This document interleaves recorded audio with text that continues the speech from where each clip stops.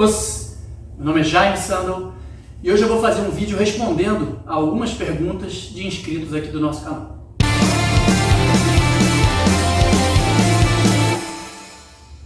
Eu vou começar respondendo a pergunta do Daniel Matheus.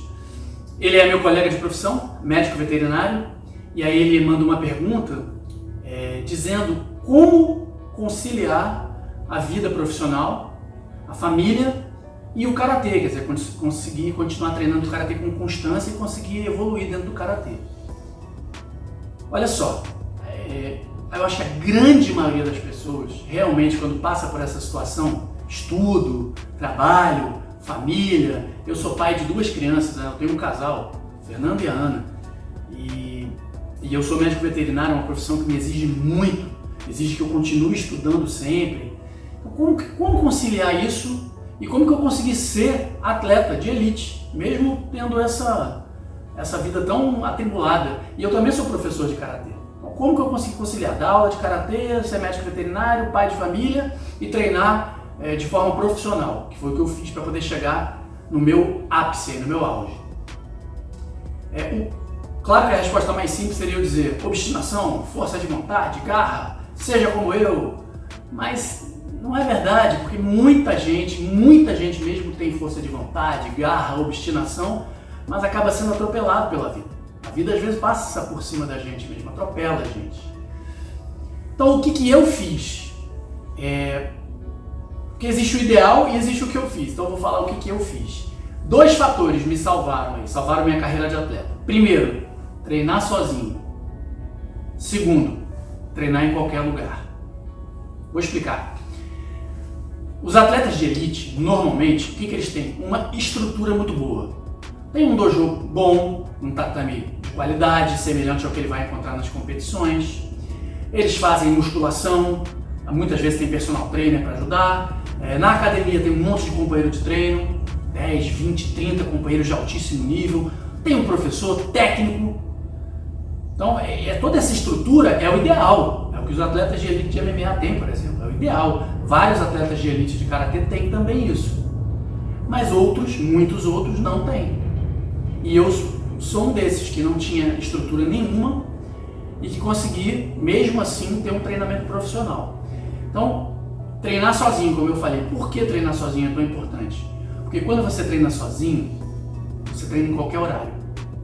Então não importa se o teu dia ficou pegado aí, ocupado de 8 da manhã às 6 da tarde. Não tem problema, você vai treinar às 7 da noite, por exemplo. A aula de karatê é às 7 da noite, puxa vida, mas hoje eu fiquei no trabalho até às 9h30.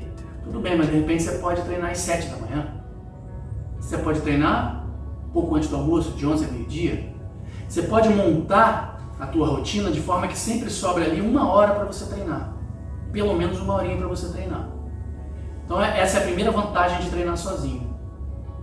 Segundo, treinar em qualquer lugar. Também, obviamente, vocês já perceberam que fica encaixado nisso que eu estou falando agora.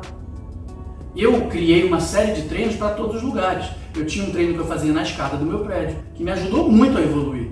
Ele me dava explosão muscular, tempo de reação, me dava preparo cardiopulmonar, uma série de coisas ali que estavam incluídas naquele treino. E também foco, porque eu ficava fazendo aquele treino de escada e ficava mentalizando, eu não ficava assistindo vídeo nem nada, ouvindo, eu ficava mentalizando meus adversários, o que eu ia fazer, minhas estratégias. Então eu trabalhava também a minha cabeça naquele momento. E era um treino que eu fazia em 45 minutos, treino de escada. Eu fazia o treino de borracha, que eu já falei também várias vezes, que era num bosque perto da minha casa. Então, quando sobrava um horário, eu falava, bom, agora eu vou lá. Às vezes 2 da tarde, às vezes 4 da tarde, às vezes 7 da noite, às vezes 7 da manhã. Eu ia lá com a minha borracha e fazia a minha série. Esse treino, então, foi o que me fez explodir, realmente. Outros treinos que eu fazia sozinho, treino de preparo físico, sozinho, preparo físico específico para karatê. Aí eu não precisava nem de muito espaço, se me desse 2x2 aqui, eu já estava bom. Eu fazia um treino de ficar me movimentando com um cronômetro, fazia os rounds, geralmente eu fazia 3 minutos por 1 de descanso, me movimentava, trocava a perna, depois eu fazia isso com golpes. Então assim, eu tenho uns treinos que eu fiz e eu anotei tudo, eu sou bem organizadinho, então eu tenho esses treinos todos bem anotadinhos do que eu fazia. Treinos solitários. e em qualquer lugar. Pode ser num bosque, pode ser numa escada, pode ser dentro de casa, na sala de casa. Eu treinava muito esse de preparação física dentro de casa, muito. Dentro da sala da minha casa. Eu sou professor, como eu falei, o que eu fazia? Eu, como professor, me acostumei a dar aula treinando junto. Então, até hoje, eu só sei dar aula. Não é nem que eu só sei dar aula assim, eu gosto de dar aula treinando junto. Então, quando eu puxo uma aula, eu treino junto. No frente a frente, eu tenho um espelho, né? Que eu fico olhando, então no Kihon e no Kata eu estou observando meus alunos pelo espelho.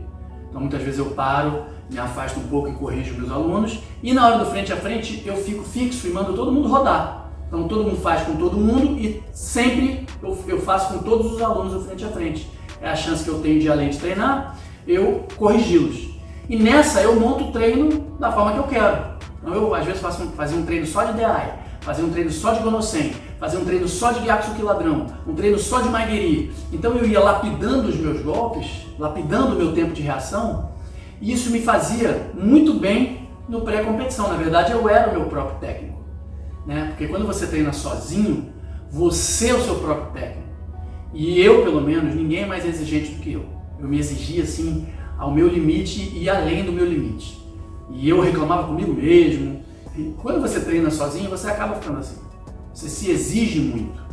Você tenta ir além do seu limite, o que é muito bom. Então, resumidamente, foi isso que eu fiz para conseguir conciliar as coisas. Treinei sozinho, treinei em horários diversos.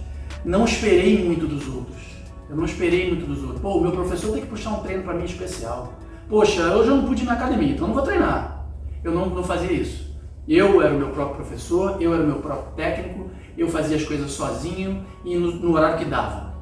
Claro que eu tive a ajuda de muita gente, já falei também várias vezes, muitos mestres que me ajudaram, mas eu estou aqui resumindo o que eu fazia na minha preparação para conseguir conciliar a vida com a vida de atleta. Um outro inscrito pede para eu comentar sobre como que pessoas agressivas lutando podem evitar se expor. Eu, por exemplo, sempre fui muito agressivo lutando. Eu sempre busquei a luta. Nunca gostei muito de esperar. Por isso que numa equipe, geralmente eu era o primeiro a lutar, eu era o Senpo. O nome da minha academia, inclusive, é por causa disso. Eu era sempre o primeiro a abrir uma equipe, na equipe da academia, na equipe do estado e na equipe do Brasil. O primeiro a lutar, Senpo. Porque exatamente eu gostava de buscar a luta. Eu não gostava muito de esperar, não. Eu queria buscar a luta. Então, uma pergunta muito boa. Como é que eu fazia para não me expor? Porque quando você ataca muito, se você for de qualquer jeito, você vai perder a luta em 2 lances. Você vai entrar, levar um DI, vai entrar, levar um DI, tchau. Porque no Karatê é assim. No nosso Karatê tradicional, JKA, tradicional, são 2 vasalhos. Acabou. E também na CBK, na WKF, se você entrar, você vai levar um DI, o adversário já está com 100 chu, já está com a vantagem, está com o primeiro ponto. Daí ele só vai te esperar para fazer um DI atrás do outro. Então, como fazer? Bom, primeiro de tudo é limpar os golpes. Se você não tiver um golpe de ataque limpo, você não vai conseguir atacar sem se expor. Então, se eu vou dar um Kizamizuki e eu puxo a mão, ou eu mudo a expressão, ou eu levanto o pé, o meu adversário vai perceber. Eu posso não acertar na primeira, mas na outra ele vai me dar um DI. Da mesma forma, qualquer golpe, eu vou dar um Maigeri, eu mexo o braço antes, o meu adversário vai me pegar, ou vai fugir. A primeira coisa é limpar muito os golpes. Eu já fiz alguns vídeos aqui falando sobre isso. Fazer os golpes limpinhos. Fazer o golpe só... O que eu preciso para acertar meu adversário? É só isso que eu vou fazer. Eu preciso abrir o cotovelo? Não preciso. Não vai me ajudar em nada. Então eu não vou abrir. Eu preciso fazer o quê? Chegar o meu pé perto e fazer assim? Sim. Então tudo bem. Então é só isso que eu vou fazer. Limpinho. Eu não vou fazer nada que suje o meu movimento e que ajude o meu adversário a enxergar. Então essa é a principal coisa que eu fazia para evitar levar DI e para conseguir acertar meu adversário. E também ele pergunta especificamente do DI, como é que a gente luta contra um cara que está ali esperando, porque tem aquele adversário que é bom de DI. Tem adversário que o Gyaksuki é uma perfeição. Pedro Camacho, aqui do Rio de Janeiro, é o melhor DI que eu já vi, acho que no mundo. Você pensa em entrar e bate. Gyaksuki. Então como é que você faz para lutar com um adversário desse? Existem alguns golpes que eu até treino bastante e eu desenvolvi algumas estratégias específicas contra quem vai bater DI em mim. Então eu acabei que eu me acostumei e eu passei a gostar de lutar com atletas assim. Então quando o atleta está me esperando para bater DI, geralmente eu ganhava, porque eu já tenho as ferramentas. Vou aqui exemplificar um deles, é o Maigeri caindo atrás. eu já mostrei em vários vídeos aí no Instagram, aqui no YouTube, que é aquele Maigiri que eu dou mais curto. Eu não dou o Maigiri indo pra frente. Eu dou o Maigiri caindo atrás aqui, ó. Pá! Caindo no mesmo lugar. Geralmente eu ganhava do Gyakutsuki de DI. Agora, se o adversário não entrasse o DI, o chute ficava no vazio. É isso mesmo, porque esse chute aqui é específico contra o DI. E também tem outros aí, truquezinhos, outros golpes, que eu fazia contra o DI. Então o importante é ter essa estratégia. Se você tiver essa estratégia, seja o golpe que for, se você conseguir montar uma estratégia de golpes que funcionam contra DI, não tem mais essa preocupação. Você pegou um adversário que vai te pegar de Gyakutsuki e fala, oba! Na verdade, o grande segredo de uma luta é você conseguir antecipar o que o seu adversário vai fazer. Se você tiver no seu cardápio de luta um monte de coisas, ó, se o meu adversário recuar, eu tenho um golpe longo. Se o meu adversário ficar parado, eu tenho um golpe aqui limpo, sei lá, um Kizamizuki que vai pegar ele se ele se mexer. Se ele quiser me bater de DI, eu vou fazer um golpe aqui mais curto, caindo atrás. Se você tiver isso no seu cardápio e você conseguir ler o seu adversário, você vai ganhar a luta. Então, eram essas coisas que eu fazia para poder atacar em segurança e evitar o DI. A última pergunta é do meu amigo Claudio Walker. E primeiro ele faz uma sugestão de vídeo que eu vou fazer, foi muito boa, para eu analisar lutas antigas e atuais e comentar, né, na minha visão, o que foi ponto, o que não foi, quando o juiz marcou, será que foi mesmo? Ou o juiz deixou de marcar, poxa, por que ele não marcou? Excelente sugestão, porque eu fico em casa realmente assistindo muitos vídeos e eu fico às vezes marcando ponto sozinho lá em casa. O que não deu, que pontaço e tal. Eu vou fazer um vídeo fazendo esse comentário. Boa sugestão. E aí depois ele emenda uma pergunta de qual que eu acho que é a deficiência do karatê de competição em relação à defesa pessoal. Bom, o karatê de competição, eu também já falei isso várias vezes, vou repetir, eu acho excelente.